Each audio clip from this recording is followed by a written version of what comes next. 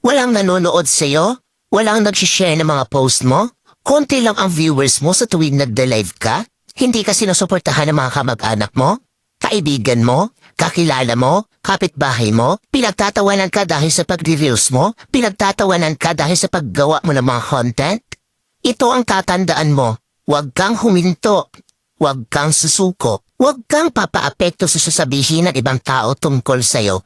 Ipakita mo sa kanila na may mararating ka. Dahil isang araw, kapag marami ka ng followers, kapag marami na ang sumusuporta sa'yo, kapag marami na ang nanonood sa'yo, kapag marami ka ng viewers, kapag marami na ang nagmamahal sa'yo at sumusuporta sa'yo, kapag marami ka ng payout, kapag sinasahod mo na ang sinasahod ng mga sikat na content creator, kapag mayaman ka na, kapag marami ka ng pera, ay manunood na yan sila sa'yo.